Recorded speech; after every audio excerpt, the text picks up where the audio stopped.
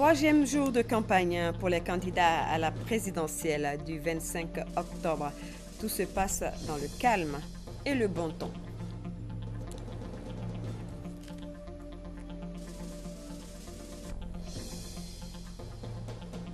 Baptême de la première promotion de 114 futurs entrepreneurs qui verront leurs projets financés. C'est une initiative de l'Institut ivoirien de l'entreprise.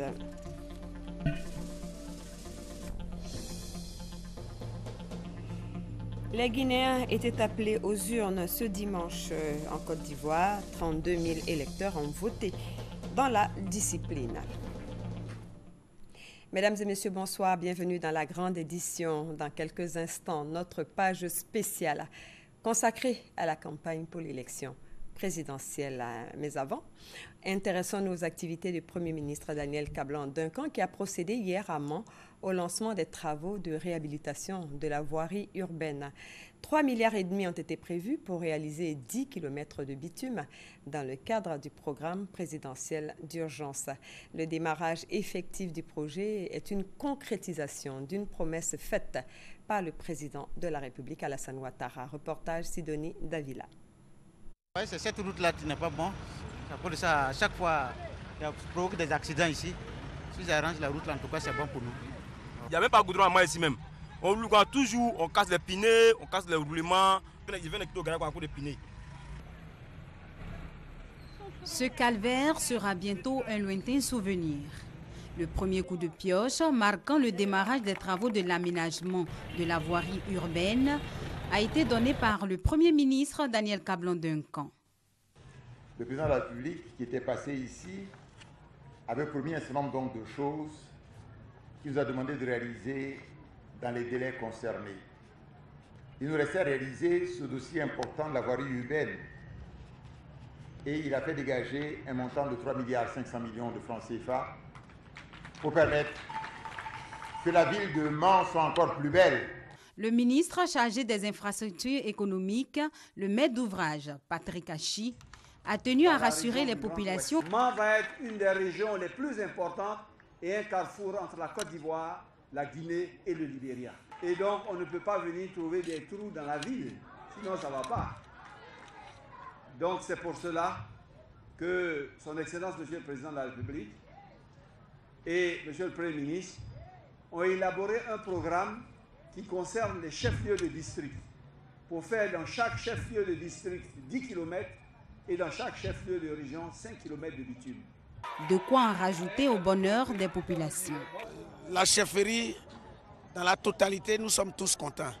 La population de Mans est tellement en joie qu'aujourd'hui, les nids de poules et autres, tout ça, ça va disparaître.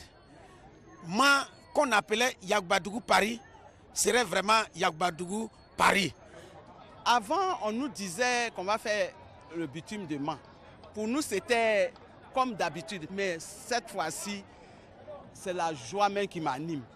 Je suis très heureuse. Une satisfaction qui va s'agrandir avec la réalisation d'autres projets tels que le renforcement de l'électrification rurale, le bitumage de l'axe Biancouma-Sipilou et la construction d'un centre hospitalier. La demande a été formulée par les populations au Premier ministre Daniel Kablan-Duncan. L'Institut ivoirien de l'entreprise a organisé le baptême de la première promotion de 114 promoteurs. L'activité s'inscrit dans le cadre du programme d'amorçage des petites et moyennes entreprises. Après leur formation, les futurs entrepreneurs devront recevoir un financement pour mettre en œuvre leur projet. Abou Sanogo. Refus de l'échec. Bien plus qu'un concept, un engagement de la première promotion des promoteurs de PME. Leur cérémonie de baptême a été organisée par l'INIE, l'Institut ivoirien de l'entreprise. Nous, la première promotion, refus de l'échec, prenons l'engagement de mériter de la confiance qui nous est faite et de réussir à créer avec vous des entreprises qui connaîtront le développement prévu. 114 promoteurs retenus sur les 7292 au départ, après 3 phases de sélection conduites par l'INIE. Ces jeunes vont travailler en réseau après une formation par l'Académie Clonix. Clonix comme on le dit, c'est un programme qui s'appuie sur le programme Phoenix qui a été adopté par le gouvernement lors du dernier conseil des ministres qui s'est tenu à Bengo. Et il s'appuie aussi sur la loi sur les PME qui a été adoptée en 2014. Phoenix, il s'agit pour Phoenix de créer une masse critique des PME à l'horizon 2020. Répartis entre deux filières, 60 pour la tomate hors sol et 54 pour la pisciculture tilapia. Les sélectionnés vont recevoir du financement pour leur installation. À propos des financiers, je les encourage vivement à faire confiance à des structures comme l'INIE et à accompagner notre jeunesse entreprenante, surtout quand elle est le fruit d'un tel processus qui a permis de la profiler. Pour ce programme d'amorçage de PME, la RDCI, l'Assemblée des régions et districts de Côte d'Ivoire, est aux côtés de l'INIE. Le docteur Charles Boguifo, président du Conseil national de l'Ordre des pharmaciens de Côte d'Ivoire, était l'invité du magazine du dimanche présenté par Alvorassa. Ils ont abordé les questions relatives à la réforme dans le secteur pharmaceutique, les médicaments de la rue et la couverture maladie universelle. Nous vous proposons un extrait de leur entretien. Avec ces 3 nouvelles lois, il y a 3 organes qui organisent donc l'ordre des pharmaciens. Il y a le conseil régional. Alors, ce qui va se passer, c'est que l'étendue de la Côte d'Ivoire sera divisée en régions pharmaceutiques. Nous en prévoyons 6. Et à la tête de chaque région pharmaceutique, on aura un conseil régional. Et donc, ce conseil régional va donc gérer tous les pharmaciens qui se trouvent dans cette région pharmaceutique, aussi bien l'inscription, veiller au respect de devoirs professionnels, s'assurer de leur formation continue, et donc nous permettre de nous assurer que les pharmaciens, quel que soit l'endroit où ils se trouvent, exercent leur art avec dextérité. C'est un véritable fléau. Il faut le dire que c'est un effet néfaste, même sur notre système sanitaire. J'aime aussi dire que même néfaste sur notre économie parce que la recette fiscale n'en profite pas. Et nous sommes tout heureux que depuis l'année dernière, avec insistance du Conseil national de l'Ordre et la mise en place d'un comité interministériel de lutte contre les médicaments de la rue, qui s'appelle COTRAMED, qui veut dire en fait Comité national de lutte contre le trafic illicite et de contrefaçon de médicaments, qui doit pouvoir être opérationnel d'ici peu et qui pourra nous permettre justement de juguler ce phénomène, qui est un phénomène important. Mais il faut savoir aussi que nous sommes heureux de l'avènement aussi de la couverture maladie universelle parce que nous avons pu constater que dans tous les pays où il y avait la couverture maladie universelle, ce phénomène tendait à régresser. Parce que vous comprendrez très bien que pour qui est pris en charge et qui peut se soigner, n'a pas besoin d'aller acheter des médicaments de la rue. Voilà. Le docteur Charles Boguifo est le président du Conseil national de l'Ordre des pharmaciens de Côte d'Ivoire. Il était l'invité du magazine du dimanche présenté par Alvorassa. Journée de réflexion des enseignants-chercheurs engagés pour la consolidation des acquis de la reconstruction nationale en vue d'un développement durable en Côte d'Ivoire. Pour cette édition, 3 thématiques retenues: enseignement supérieur, recherche et innovation, culture et développement et enfin éducation, formation, emploi. Reportage Patrick Assamoah, Konaté Moussa. Les universités, grandes écoles et institutions de recherche sont des lieux de savoir et d'apprentissage. Elles produisent des diplômés pour la fonction publique, des cadres et agents d'entreprise, mais aussi forment des jeunes porteurs d'initiatives prêts à l'auto-emploi. Pour permettre à ces structures de formation d'accroître leurs performances, des enseignants-chercheurs organisent une journée de réflexion. C'est toute une communauté qui veut s'engager à travers la recherche scientifique, la qualité de l'enseignement supérieur et à apporter leur contribution à la reconstruction de ce pays. Ils se présentent comme force de proposition pour aller plus loin en ouvrant des perspectives pour l'école, mais aussi pour toute la nation. Si nous voulons aller à la qualité, aller à la performance pour booster la Côte d'Ivoire de demain avec des cadres bien formés, que nous n'avons pas à jouer avec le destin de notre nation par la formation des formateurs. Enseignement supérieur, recherche et innovation, éducation, formation et emploi, culture et développement sont les 3 thématiques de cette rencontre. Une initiative jugée opportune par la grande chancelière Henriette Dagri Diabaté. Voici l'opportunité de mettre à jour nos programmes et nos filières de formation pour assurer une réinsertion professionnelle plus efficiente des jeunes dans la vie économique et sociale de notre pays. Cette journée de réflexion est placée sous le parrainage du ministre d'État, secrétaire général de la présidence, Amadou Gon Coulibaly. Les conclusions des travaux seront présentées aux différents ministères techniques. La ville de Korogo a abrité jeudi la cérémonie officielle de la 36e journée mondiale du tourisme. Le ministre Roger Kakou a saisi cette occasion pour faire le bilan des actions du gouvernement en faveur de la promotion du secteur du tourisme en Côte d'Ivoire. Compte rendu Charles Tatou.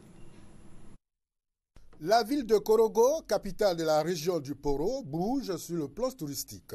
Outre les nombreux sites touristiques dont dispose la région, l'on constate dans cette cité des hôtels en chantier avancé. Normal donc d'y organiser une cérémonie comme celle de la célébration officielle de la Journée mondiale du tourisme. Thème de cette année, 1 milliard de touristes, 1 milliard d'opportunités. Occasion pour le ministre du Tourisme de faire le bilan des actions du gouvernement pour le développement de ce secteur. Le pays a accompli de réels progrès au plan du développement touristique. De 0,6% en 2011, la contribution du tourisme au PIB aujourd'hui, et selon la Banque mondiale, est de 4,8% pour des recettes estimées à plus de 300 milliards de francs CFA. Des réformes structurelles susceptibles d'améliorer l'environnement du secteur du tourisme ont été engagées. Et ce n'est pas tout, il y a aussi la naissance d'un nouveau concept. Les relais paillotes, dont la première pierre de l'expérience pilote a été posée à Jacquesville le mois écoulé. Des communications sur les défis de ce concept ont ponctué la célébration. Un mot de religion maintenant avec le Hajj. Le 9e et dernier vol des pèlerins ivoiriens arrive aujourd'hui. Hier, le 8e vol est arrivé à 15h avec un contingent de 461 pèlerins. L'équipe de la RTI avec Ali Yoda, Keita Sidiki et Fousseni Maïga était du voyage. Comme leurs co-religionnaires des 7 premiers vols, ceux de ce 8e et avant-dernier vol ont passé près d'un mois en terre sainte de l'islam pour accomplir le pèlerinage islamique, 5e pilier de l'islam. Ce sont environ 4200 personnes qui ont ainsi exécuté les différents rites constituant les piliers du Hajj, à savoir le tawaf, tourné 7 fois autour de la Kaaba, le parcours entre Safa et Marwa, en souvenir du geste d'Agar, la mère d'Ismaël, la station à Arafat, étape ultime du pèlerinage, le séjour de Mina et la lapidation. Cette lapidation qui a provoqué le 24 septembre 2015 des bousculades qui ont fait plus de 1000 morts, dont une vingtaine d'Ivoiriens. Au moins 934 blessés et de nombreux disparus. Avant la bousculade de Mina, une grue était tombée à la mosquée et fait des morts et des blessés. Cette série de drames n'a cependant pas empêché le déroulement du Hajj et les fidèles ont pu s'acquitter de leurs différentes obligations liées au Hajj avant de retourner dans leur pays respectif. On reste au même chapitre et on s'intéresse à la première convention internationale de l'Église ariste autour de ces problématiques. Quelle Église ariste de demain? Comment les prédicateurs aristes doivent davantage contribuer à la consolidation de la paix et à la cohésion sociale? Des réponses avec Patrick Assamoah et Koné Pargassoro dans cet élément. 100 prédicateurs et plus de 300 fidèles venus du Ghana, de France et de Côte d'Ivoire ont pris part à la première convention internationale du clergé ariste. Cette rencontre, initiative de l'Union des prédicateurs aristes UPHA, a pour objectif de passer en revue les forces et faiblesses de la prédication ariste en vue de nouvelles orientations. Pendant 2 jours, le clergé ariste a réfléchi à l'amélioration des conditions de vie sociale et sacerdotale de l'Église, avec comme thème « Passons à l'autre bord par le réveil de l'évangile de Jésus-Christ ». Bamba Missamba, Représentant le ministre d'État, Ahmed Bakayoko, a salué cette initiative. Il a aussi souligné l'apport considérable de l'Église ariste dans le développement social et spirituel de la Côte d'Ivoire. Cette convention internationale s'est achevée par un culte pour la paix et la cohésion sociale en Côte d'Ivoire au temple Kotokro de Benjerville. Une conférence sur les conditions de vie des femmes et des enfants en Côte d'Ivoire s'est tenue à Koumassi. Elle a été organisée par l'ONG AFAMA qui a invité les femmes à prendre part au vote. Femmes et élections pour une Côte d'Ivoire émergente à l'horizon 2020, c'est le thème de la conférence animée par le docteur Nsiata Ouattara, spécialiste en genre. Une occasion pour la conférencière d'instruire les femmes, leaders d'associations et ONG sur l'attitude à adopter avant, pendant et après les élections. C'est un droit civique qu'elles doivent exercer. Elles doivent comprendre que personne ne peut décider à leur place. Elles doivent comprendre que leur voix compte. Leur voix compte parce qu'en Côte d'Ivoire, nous représentons 49,59% des électeurs inscrits sur les listes électorales. La femme, c'est celle qui apaise. Donc après les élections, les femmes doivent œuvrer à maintenir la paix déjà retrouvée en Côte d'Ivoire. L'initiative est de l'ONG AFAMA, Association féminine d'aide mutuelle et d'action humanitaire. Pour la présidente, cette conférence est capitale, l'actualité nationale étant marquée par l'élection présidentielle prévue dans environ 2 semaines. Il était donc important de sensibiliser les femmes à aller aux élections afin d'exprimer leur choix. Nous avons décidé de prendre notre bâton de pèlerin pour sensibiliser les femmes à sortir massivement, à prendre une part active à cette élection-là, pour qu'ensemble nous puissions aller décider de qui va gouverner notre pays. Créée en 2006, l'association féminine d'aide mutuelle et d'action humanitaire est un réseau composé de plus de 2000 femmes. Cette ONG lutte pour l'amélioration du bien-être social de la femme et de l'enfant. La Fondation Atout, en campagne pour des élections apaisées et sans violence en Côte d'Ivoire à Paris, Zie Koulibaly Daouda a organisé une conférence internationale qui a vu la participation des représentants du RHDP et du FPI, puis a lancé l'opération sans signature pour des élections apaisées. Le reportage est signé Abou Sanogo. Salle de réunion de l'hôtel Movenpick de Paris, en France. Conférence internationale. Autour de la table, des représentants du RHDP et du Front populaire ivoirien, de même que des sportifs et des artistes. Une initiative de l'ONG Fondation Atout, dirigée par Zie Daouda Koulibaly Pewelinya et qui vise à réconcilier les Ivoiriens. La Côte d'Ivoire va progressivement à une élection de paix, une élection qui va montrer encore une fois que la Côte d'Ivoire est belle quand tous les enfants sont rassemblés autour d'elle. 2 panélistes ont animé cette conférence internationale. D'abord, Touré Mamadou, représentant le RHDP, qui a fait le point des efforts effectués par le président de la République Alassane Ouattara et son gouvernement dans le cadre de la réconciliation nationale. Mamadou Touré a appelé l'opposition à contribuer à des élections apaisées. Ensuite, William Atebi, secrétaire national chargé des élections au Front populaire ivoirien. Il a exprimé la volonté de son parti à aller également à des élections apaisées. William Atebi a soutenu que l'opposition doit avoir une attitude citoyenne afin de faciliter les négociations politiques. Après leurs interventions, Saliou Touré, Kaye Eric, Nizako Gogwa et Georges Aka ont salué l'initiative de l'ONG Fondation Atout. Une signature de tous les participants dans le livre d'or pour marquer leur volonté à offrir des élections apaisées à la Côte d'Ivoire a meublé cette rencontre. Et cette grande nouvelle, depuis ce dimanche, les cartes d'électeurs sont disponibles.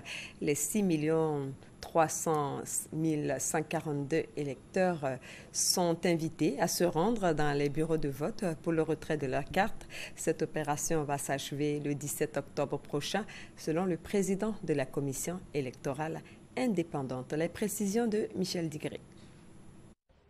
Ce dimanche matin, c'est le retrait de sa carte d'électeur qui a constitué la priorité sur l'agenda de Jacques Nguessan.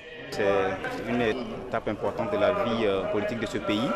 Je lance un appel à tous les Ivoiriens et Ivoiriennes de venir retirer leur carte afin qu'ils décident d'eux-mêmes de qui va diriger ce pays. Il ne faudrait pas qu'ils laissent quelqu'un d'autre décider à leur place. 6 300 142 électeurs sont attendus dans les 19 838 bureaux de vote pour le retrait de leur carte qui leur permettra de prendre part au scrutin du 25 octobre prochain. Ça ne prend même pas plus de 3 minutes. C'est très rapide. C'est très rapide. On a regardé la procédure par ordre alphabétique. On a retrouvé ma carte. Et on m'a aussi dit que mon épouse, je ne peux pas retirer la carte de mon épouse, il faut elle-même pour signer. Je crois qu'il y a pour elle, il y a pour mon jeune fils, qui est aussi majeur depuis cette année, qui s'est enrôlé de façon aussi systématique. Je pense que c'est maintenant qu'il faut venir, avant qu'il n'y ait l'engouement. Le président de la commission électorale indépendante s'assure que tout se déroule normalement dans ce centre et revient sur la stratégie mise en place pour la réussite de l'opération. Nous avons commencé depuis un certain temps à faire une campagne invitant les uns et les autres à venir récupérer leurs cartes. Nous espérons que les uns et les autres viendront effectivement récupérer cette carte. En termes de dispositions prises, il s'agit donc d'informer les électeurs, leur dire que les cartes sont à leur disposition et les inviter à venir les chercher. Les pièces requises pour le retrait de la carte d'électeur sont la carte nationale d'identité, la carte d'électeur 2010, le permis de conduire, la carte consulaire pour les Ivoiriens de la diaspora. Les nouveaux inscrits, eux, devront se munir du récépissé de recensement 2015. L'opération s'achève le 17 octobre prochain.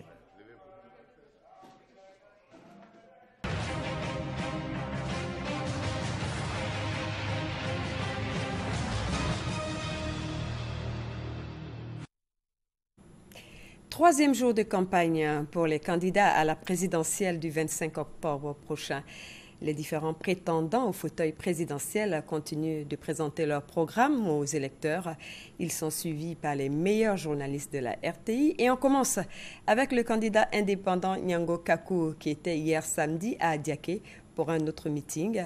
Et c'était dans la soirée. Il a articulé son message autour du budget de l'État de Côte d'Ivoire, de l'industrialisation du pays, de la réforme de l'enseignement général et professionnel.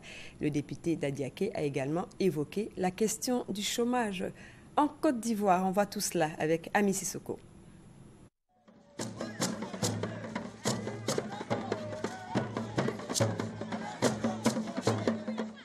Le député d'Adiaké, candidat indépendant, poursuit son lobbying dans sa circonscription. Nyango Kakou est allé partager sa conviction avec le peuple eutilé d'Adiaké. C'est cette conviction qui explique sa distance vis-à-vis des partis politiques pour se consacrer rien qu'au développement. Par exemple, Nyango Kakou propose la réforme de l'enseignement général pour un accès rapide à l'emploi, la création d'emplois pour toutes les couches sociales. Rappelons-le, Nyango Kakou est économiste. À ce titre, il dit avoir les clés d'une gestion rationnelle du budget de l'État. Le budget de la Côte d'Ivoire, c'est 5 196 milliards. Dans ces 5 196 milliards, si c'était utilisé correctement pour s'occuper de la population de la Côte d'Ivoire, chacun de vous aurait un emploi. Ce n'est pas normal qu'on vous pille ainsi. Si je suis élu avec cette partie de budget mal utilisée, on peut réaliser une économie de 1000 milliards. Et sur ces 1000 milliards, je prendrai 800 milliards. Parce que le gouvernement actuel, qu'est-ce qu'il fait? Il prend 800 milliards pour faire les grands travaux. C'est sûr, au niveau des grands travaux, ça demande beaucoup d'argent, mais ça ne crée pas beaucoup d'emplois. Moi, je prendrai les 800 milliards pour construire l'industrie de la Côte d'Ivoire. Au volet industrialisation de son programme, Nyango Kakou a promis que sous son mandat, aucune matière première ne sortira du pays sans être préalablement transformée. En matière de technologie, ce candidat indépendant a aussi un grand rêve pour son pays. La fabrication des téléphones portables et autres appareils électroniques en Côte d'Ivoire, car selon lui, le pays dispose de toutes les potentialités pour y arriver. Henriette Lagou, candidate du RPC à l'élection présidentielle, a démarré sa campagne sur le terrain ce dimanche à Bingerville. Henriette Lagou, pour son premier meeting à la gare routière de Bingerville, a exhorté les femmes à prendre leur place et à voter massivement. au soir du 25 octobre. Reportage Patricia Oumou-Etia. Bingerville, ce dimanche, 11h, nous sommes sur le site de la gare routière. C'est ici que Lagou Adjoint Henriette, candidate à l'élection présidentielle 2015, va tenir son premier meeting.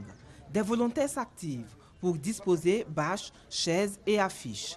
Début d'affluence, des militants arrivent en grand nombre pour le meeting.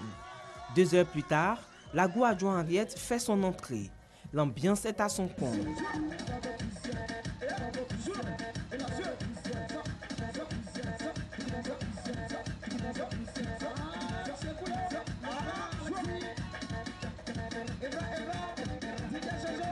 La candidate RPC est venue parler à ses sœurs de la commune de Bingerville. Elle indique avoir des projets de société pour les femmes et les jeunes de la commune. Est-ce qu'une femme qui donne vie peut ôter la vie? Est-ce qu'une femme qui connaît la douleur de l'accouchement peut tuer son enfant? Est-ce que femme peut prendre fusil? C'est la vérité, ça. C'est pour ça que j'ai décidé que nous soyons maintenant présidents pour que le pays retrouve la paix. Tant qu'une femme ne sera pas présidente en Côte d'Ivoire, ça va être compliqué parce que les hommes se battent. Vous avez vu, tous les partis politiques sont déchirés parce que tous veulent être présidents. Donc c'est le temps maintenant de donner à une femme. Je compte sur vous, mes sœurs. Il faut vous lever pour qu'on sauve nos enfants. Il faut vous lever pour qu'on sauve nos maris. Ma priorité, c'est la réconciliation et faire revenir les exilés politiques et faire sortir les prisonniers d'opinion. C'est cela qui a motivé ma candidature, soutient-elle. Gagnois marque la prochaine étape de Lagou Adjoint Henriette, candidate à la présidentielle 2015.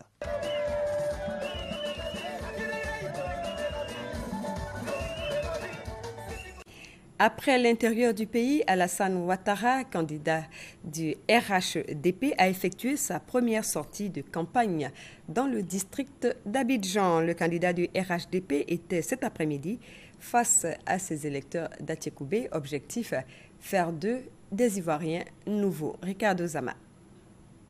Alassane Ouattara en course pour le palais présidentiel, saison 2, 4e épisode. La scène se déroule dans les communes d'Adjamé, de Williamsville et d'Atékoubé à Abidjan ce 11 octobre entre 16 et 18 heures. Pour ce 4e épisode, la campagne du candidat Alassane Ouattara démarre devant Fraternité Matin à Adjamé. Cette première intervention du candidat du RHDP dans le district d'Abidjan après Yamoussoukro, Dimbokro, Bokanda et Bongouanou prend les allures d'une procession à travers Williamsville après Adjamé. Histoire pour Alassane Ouattara de dire aux populations qu'il est bel et bien sur le terrain. L'épilogue, c'est à Bobo-Doumé, dans la commune d'Atékoubé. Le tableau de popularité d'Alassane Ouattara s'illumine davantage. Une adhésion couronnée par chefs traditionnels et notables et radicalisée par Dao Paulin, le maire de la commune. Alassane Ouattara peut alors égrener son chapelet bilan et solliciter le suffrage massif des populations d'Atékoubé pour sa réélection au premier tour le 25 octobre prochain. Nous sommes parmi les 10 premiers du monde en matière de taux de croissance. Oui, et cette croissance, nous sommes en train de la transférer à chaque citoyen, avec des écoles, avec des centres de santé, avec de l'eau potable, avec de l'électricité. Nous avons essayé de faire en sorte que tout le monde profite de cette croissance. Les fonctionnaires, avec le déblocage des salaires. Les planteurs, avec l'augmentation des prix du cacao, du coton, de l'anacarde. Alors je viens vous demander à nouveau de me donner 5 ans pour transformer définitivement la Côte d'Ivoire. Le quartier général du candidat à la présidentielle 2015, Charles Konan Banny, a abrité ce dimanche une conférence de presse. Il s'est agi pour le directeur national de campagne, M. Dion Yadé, de mobiliser la jeunesse pour la victoire du candidat Charles Konan Banny. Alexis Ouedraogo.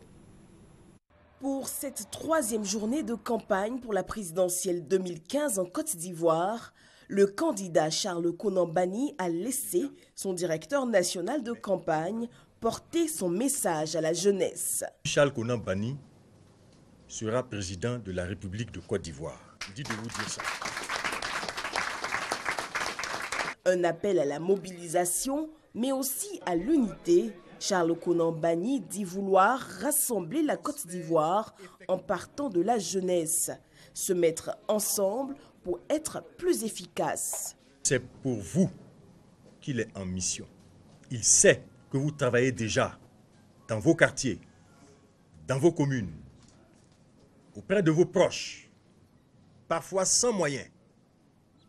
Mais c'est le sacrifice de tous. Il le sait. Charles Konan Banny, pour un pacte de confiance renouvelé dans une Côte d'Ivoire rassemblée.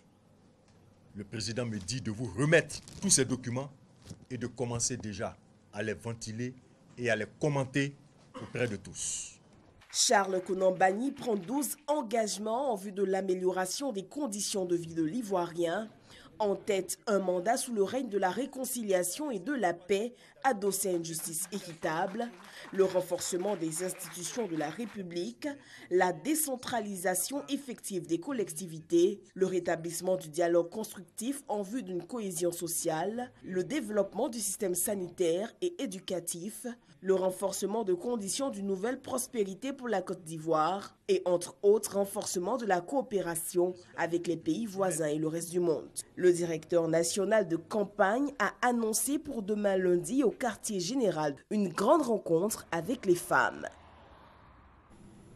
Dimanche, jour de repos et de prière, le candidat indépendant Konan Kwadwo-Simeon s'est naturellement rendu au culte de Plateau. Il est allé louer son Dieu et lui demander de le fortifier durant cette période. L'homme en a profité pour demander aux Ivoiriens de lui accorder leur suffrage. Le reportage est signé Thomas Guessambi. La dimension spirituelle qui conditionne le physique et détermine tout. Cette dimension-là, Konan Kwadwo-Simeon lui accorde une fois de plus une place de choix dans sa campagne en vue d'être le prochain président de la République de Côte d'Ivoire. Dans l'Assemblée des rachetés de Dieu, ce dimanche matin, Simeon est allé prier, entendre la voix de son Dieu et le remercier.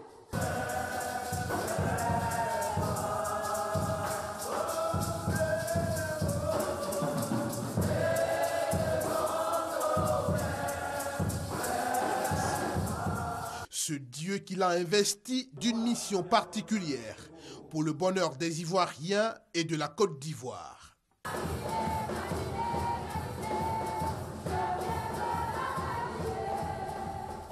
Ma présence sur cette scène politique n'est pas une ambition. Je l'ai dit, c'est un appel. Après les limites des mains humaines, il reste maintenant l'intervention divine. Et c'est pour cela que ce matin, je suis là, pour rendre gloire à ce Dieu, pour honorer ce Dieu et pour confier non seulement ma campagne, mais toute la Côte d'Ivoire. Tout ce temps qui arrive, qui est un temps sensible à Dieu. Je parle de Dieu, je ne parle pas d'une religion. Après donc cette dimension, appui nécessaire pour Konan Kwadwo-Simeon, les jours à venir devraient présenter et faire entendre le neutre réconciliateur sous d'autres couleurs dans sa marche vers le palais présidentiel. 2 meetings ont marqué l'agenda électoral du candidat du Front populaire ivoirien samedi et dimanche. Dans les communes de Dieukwé et Mans, 2 régions touchées par la crise ivoirienne, le candidat du changement, Pascal Affi-N'Guessan, a prêché la cohésion sociale et promis le développement des régions du Guémant et du Tongpi. Voyons cela avec Gabriel Zani.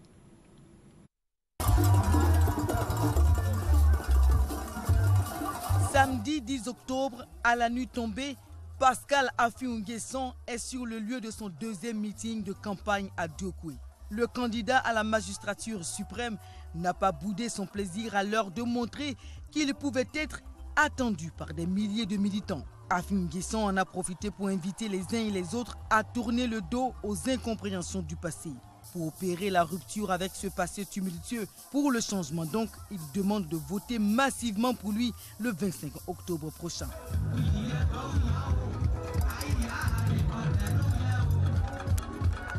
Après cette étape, le cap est mis sur Mans, la grande commune de la région du Tonkoui, ce dimanche 11 octobre.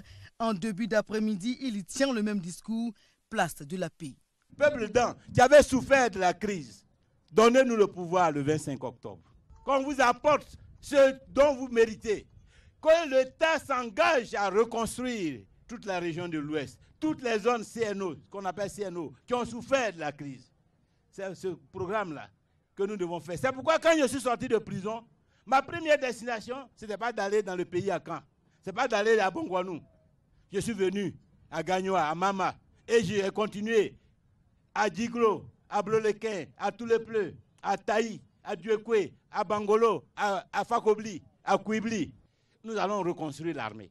Une vraie armée où tous ceux qui sont dedans appartiennent à un même corps, c'est-à-dire ils marchent au même rythme. Dieukwé et Mans, deux communes durement éprouvées pendant la crise post-électorale, Pascal Afim N'Guessan promet la mise en place d'un programme moderne de régionalisation en donnant davantage de moyens aux régions pour impulser le développement local.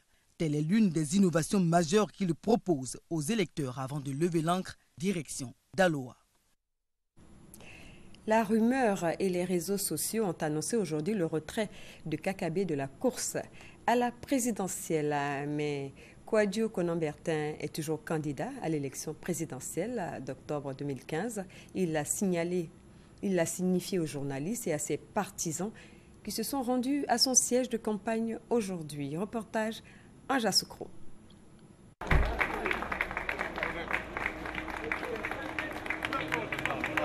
Kouadio Konan-Bertin ne reculera devant rien. Il demeure dans la course à la présidentielle d'octobre 2015. Depuis hier pourtant, la rumeur et les réseaux sociaux annoncent que le député de Port-Boué s'est retiré de la course à la présidence. Je suis bel et bien candidat, martèle-t-il. Je demeure bel et bien candidat. Pour couper court à toutes ces rumeurs, j'ai décidé en toute liberté, en âme et conscience, depuis 2011, de me mettre au service de la Côte d'Ivoire et des Ivoiriens qui souffrent. J'ai fait ce choix parce que je connais mon pays, je connais la Côte d'Ivoire. Je sais que les Ivoiriens sont meurtris. Je sais qu'ils ne sont pas heureux devant cet objectif majeur qui consiste à réunifier le peuple ivoirien. Pour le remettre au travail, je vous ai indiqué clairement que je ne reculerai devant aucune audace. Je vous donne rendez-vous au soir du 25. L'annonce du retrait de Kouadio Konan-Bertin a circulé toute la journée de ce dimanche 11 octobre 2015. Cela a entraîné de nombreux va-et-vient au siège de campagne de l'ancien président de la jeunesse du PDCI RDA. Kakabe a ainsi reçu plusieurs délégations venues de l'intérieur du pays pour vérifier l'information. Kouadio Konan-Bertin les a rassurés et leur a confié sa détermination à aller jusqu'au bout de son ambition. Il a donc repris le cours normal de ses activités de campagne. Les propositions de meeting à Abidjan et à l'intérieur du pays ne manquent pas. L'honorable Kouadio Konan-Bertin et son équipe de campagne entendent visiter le maximum de localités en Côte d'Ivoire.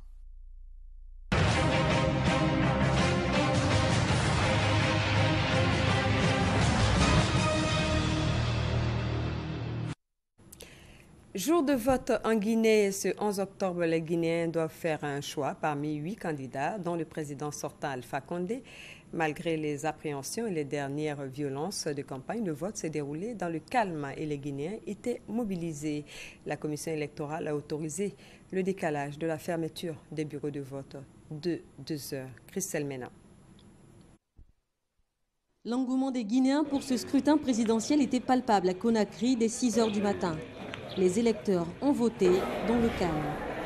Tranquille, ça s'est très bien passé. Les gens ont compris, on a compris la sensibilisation qu'on nous a faite, donc chacun se résigne. Moi, je viens seulement pour voter, je n'ai pas d'autre chose en demande dans ma tête. C'est pour venir choisir mon candidat et point. Pas d'autre chose, je n'ai pas peur. Pour le moment, tout va bien ici, pas de problème. Pour le moment d'abord. Je demande Dieu pour que ça continue comme ça jusqu'à la fin de la soirée. Vu l'ampleur des choses, j'ai confiance. Ça se passe bien. Nous remercions le peuple de Guinée qui a montré la sagesse pour dire encore une fois au peuple africain, ils sont vraiment soif de la démocratie. Ils veulent que la démocratie s'enracine dans notre pays. Plus de 6 millions d'électeurs sont concernés par ce scrutin qui s'est déroulé dans 14 000 bureaux de vote. À la mi-journée, il y avait encore de longues files d'attente. Lenteur constatée dans de nombreux bureaux de vote. La CENI a dû exceptionnellement accorder que ces bureaux de vote ferment à 20 h au lieu de 18 h. Quelques anomalies à noter aussi dans un grand nombre de bureaux, manque d'isoloirs, établissement de la liste des votants dans le désordre. Les partis politiques n'étaient pas tous représentés dans tous les bureaux de vote. À Cancan, à l'intérieur du pays, la CENI a dû autoriser le vote sans enveloppe. Des irrégularités par endroit qui n'entachent en rien la régularité de ce scrutin selon le chef des observateurs de l'Union européenne. La sécurisation du scrutin était assurée par un dispositif très visible de forces de l'ordre déployées dans la capitale. Malgré le retard d'ouverture de nombreux bureaux de vote, les électeurs guinéens étaient grandement mobilisés pour accomplir leur devoir civique. En Côte d'Ivoire, ce sont plus de 31 000 électeurs qui se sont rendus aux urnes. Notre équipe de reportage a visité quelques bureaux de vote à Djamé pour s'imprégner de l'ambiance. Roger Appé, Sylvie Touré, reportage. Barry Souleymane est guinéen. Résident dans la commune d'Adjamé à Abidjan, il a répondu à l'appel de son pays ce dimanche en allant accomplir son devoir civique. Bon, on est venu remplir notre devoir sur le terrain, de finir de voter. Bon, je voulais rentrer à la maison avec calme, bien, vraiment c'est bien passé. Certains électeurs n'ont pas eu la même chance. Bamamadou n'a pu participer au scrutin par défaut de carte d'électeur. Au départ, on nous avait dit à risque là-bas que ceux qui n'ont pas pu retrouver leur carte d'électeur puissent garder leur récépissé, trouveront des solutions pour qu'ils puissent voter. Mais jusqu'à preuve du contraire, on ne fait que tourner sous le soleil. Malgré quelques difficultés, plusieurs Guinéens vivant en Côte d'Ivoire se sont rendus dans le bureau de vote. À Adjamé, les électeurs ont afflué en masse. Le scrutin s'est déroulé dans le calme, selon les responsables des bureaux de vote. Toutes les personnes qui sont là n'ont pas eu l'accès à leur carte d'électeur. Donc face à ce problème, il y avait un peu de mal entendu entre nous, mais ça va actuellement. Depuis l'ouverture du bureau, c'est-à-dire nous avons commencé à 8 h, il y a eu un petit léger de retard, quoi. Voilà, donc jusqu'à là, il n'y a pas eu d'anomalie. Tout se déroule bien. L'ambassadrice de Guinée en Côte d'Ivoire a visité quelques bureaux de vote. Elle se dit satisfaite du déroulement du scrutin. En général, les élections se passent dans de très bonnes conditions. Et je viens de rentrer avec cette équipe-là où on a sillonné plusieurs bureaux de vote. On a trouvé un climat de sérénité, le calme, la fraternité. Ce sont 51 bureaux de vote, dont 37 à Abidjan et 14 à l'intérieur du pays, qui ont permis aux Guinéens résidant en Côte d'Ivoire de choisir librement leur président parmi 8 candidats. Voilà, c'est la fin de cette édition, mais restez sur RTI 1.